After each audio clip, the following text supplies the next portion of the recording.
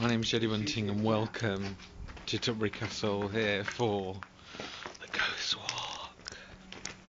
Welcome to inside Tutbury Castle. Okay, we're here. This is our Elizabethan buffet, a healthy Elizabethan buffet, and the guys are just eating away before we go on our walk. We leave the dragon in the dining room and here's Lesley dressed as Elizabeth. Being able to touch something like this that's not in a case in a museum is nil. You don't get the chance. I let people touch these things because I want you to get closer, and children get inspired and adults get inspired. People who say I hate history, why they love it. I think this sword is one of the reasons we have so many problems.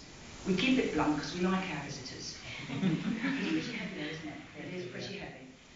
The pommel at the bottom is about 1550, but the sword itself is pre-1500. What is it, do you think? It's a real execution sword. And it's been used. They weren't built for fun, they were built for the man. There's in the room bright blue lights, sometimes darting around and this sort of thing, which of course you can't get. Now let me just tell you that a great chunk of the wall behind you, well, you can get in the daytime, you can get lots of stuff out in the day. That wall's up to 8 feet thick in places. If you open that cupboard, Mum, would you be so kind, you can see the depth. It's just some of it. That goes back far enough, doesn't it? That goes back about 2.5 foot there, but it goes back a lot further. The fireplace is completely blocked. You're very welcome to put your hand in, you'll find it's ambient.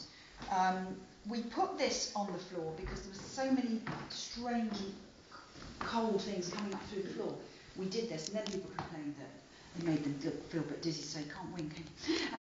And in fact, we've had people in here who utterly disbelieve and get loads, and we get people in here with a complete faith who get nothing, because it is, it's like Aslan through the back of water. It's not a tame line. We don't force it. Anybody want to ask me anything? You all right, everybody? Want to put the light on? If you do want the wall behind you or here, you're very welcome. Just stay put there. All your phones are off like this. We're all right. You can carry on doing that for a minute, soon, and I'll get you to turn it off. That's fine.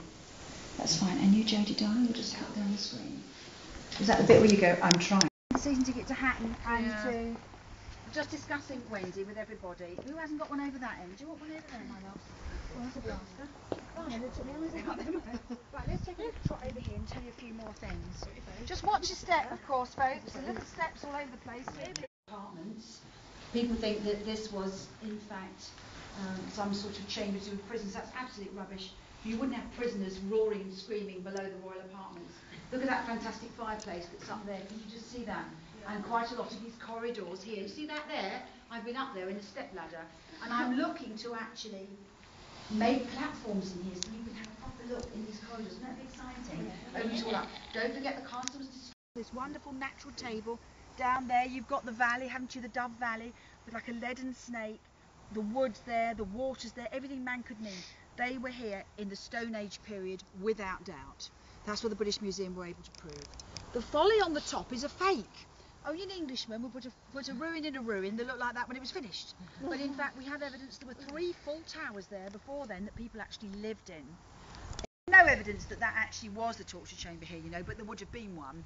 But torture died out by, really, when we get to about 1500. There was a bit of it used during the Anne Boleyn trial, but in fact, generally speaking, there's a bat. Glad it didn't, there it is. See that? Oh good, that's all we need. That's good for a ghost hunt. There's a few more bats flying about. Henry VIII was known to practice it, but as a sort of general rule, it tended to fade out a bit.